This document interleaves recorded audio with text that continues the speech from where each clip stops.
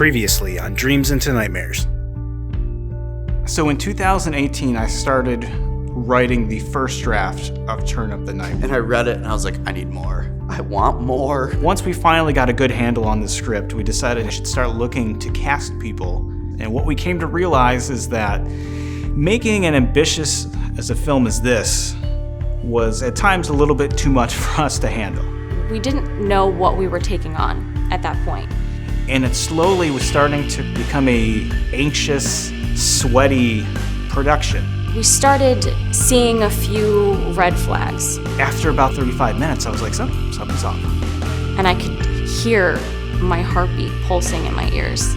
I just remember thinking about this had just turned into this massive failure. I knew what this meant for Rick. So we went out there and, stood in solidarity together and told everybody that the movie was dead. And it was kind of one of those cliche moments, but it didn't feel cliche in the moment. Everybody chimed in that they would be back because it all meant something to them. On some level, this story was too important to just let die.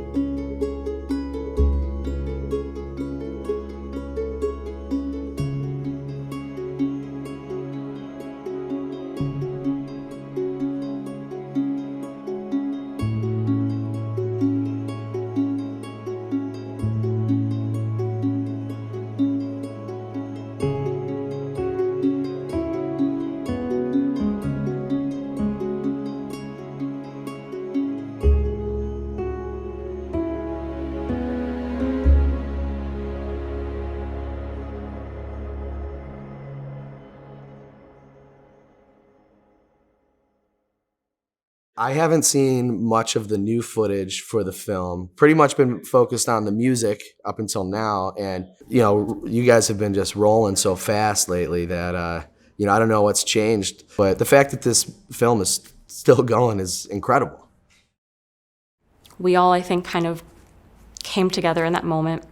We all hugged. We all said goodbye. We all needed to go and have a break. And we walked away from that not knowing what had just happened, feeling like we had lost everything and also gained an opportunity all in the same day.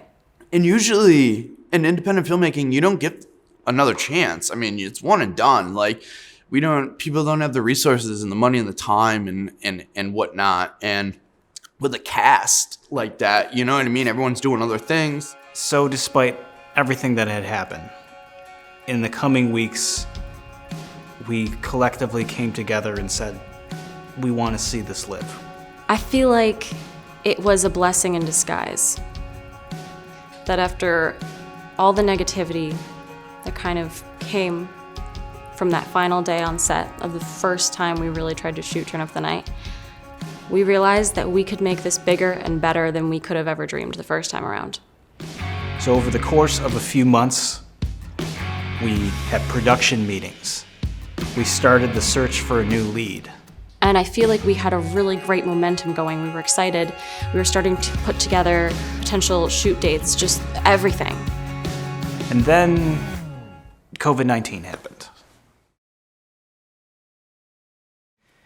We almost immediately made the decision to put production on a hiatus.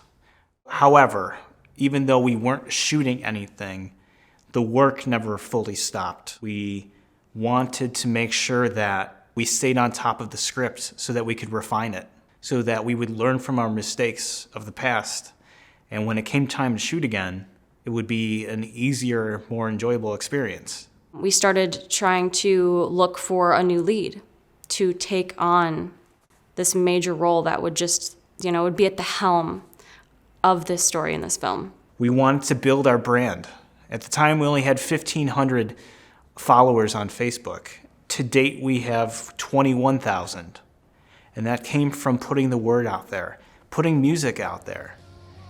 If you check our Facebook page now, you'll hear one of the songs from the film. We have a completed version of The Only that has thousands of views now. But we wanted to create a momentum that when it came time to film again, we would hit the ground running and pretty much hit everything full throttle, which is exactly what we've done now that we've picked up in 2021. So a lot of that started with finding a new lead for the film. And then that's when we came across Cody. I was working a full-time theater job, so I didn't really have a lot of time to look for other projects. I wasn't even really looking at other things because I didn't, think there'd be much that I could do. I get a message on social media from Melody. And so we start talking about just like really random stuff, and then out of the blue she says, "Oh, you play guitar, right?" I'm thinking, kind of. She says, "Well, we're doing this movie. It's called Turn Up the Night. I don't know if you've heard of it, but we're looking for someone to play a role in it." He's absolutely perfect for the role of Derek Carver. I feel really blessed that we ended up with him. Cody stepped into the role of lead guitarist Derek Carver, and he has been an amazing addition to the film since. This is my first time being the lead in a feature, and there's quite an arc to Derek's character. There is a lot that goes on, and just trying to make sure that I'm staying truthful throughout everything and keeping all the different circumstances in his journey in mind has been a challenge. But again, Melody's been great, Rick has been great. They've helped answer so many questions I have about this, so that I'm sure, at the very least, I'm hopeful that all the layers will be there, and every challenge has been worth it. We started shooting Turn Up the Night again on June 16th. What we shot was really the backbone of the film. It's sort of our main character Derek's narration. It's the beginning, it's the end. And I think it was a really beautiful way of kind of initiating the rebirth of this project. And it absolutely reinvigorated my passion even more for this project.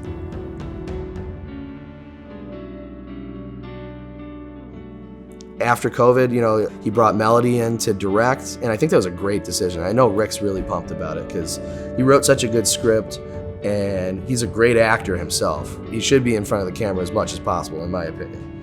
The fact that it's still going and it's even better, and I'm sure the story is better, I'm sure the acting is better. It just seems like everything's kind of clicking this time, and you just have to have aces in places sometimes. And when you do that, usually you get a good result.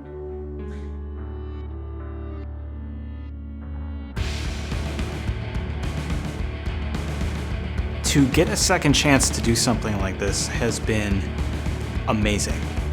From a mental health standpoint, this is something that I need to see through to completion. And I feel like a lot of the cast and crew feel the same way. It is too important to just let this go away. To me, success for this film means that we complete it. That we're proud of what we made. And even more than that, success to me for this film would be people seeing it. The whole reason I want to act is to move people. People can go to a film for like 2 hours and forget about their shit for a second. All I want is for people to see this. I think all the hard work that went into it is gonna shine through, and it's gonna feel great to watch this. And all I want is just for people to see it and be moved by what we did. That's a win in my book. But if it can make people think about, hey, what am I doing here? What makes me feel fulfilled? If it can make people think about the things that get them joy in life and the things that they're working toward, and if it can just make them more conscious of that in their everyday life. That's what the film did for me, and that was really powerful. So I think if it can just ignite those feelings, those emotions, that passion in people, then I'll consider that a huge success. For me personally, success for the film is it's 11:30 the night of the premiere. I'm driving home with my wife. I get in the house. I see my kids asleep on the couch because they fell asleep there waiting for me. I bring them upstairs, put them to bed, say goodnight to my wife, come downstairs, and I sit on the couch, and I have a moment to myself. And after everything, I get to say I fucking did it. That is what success would be for me.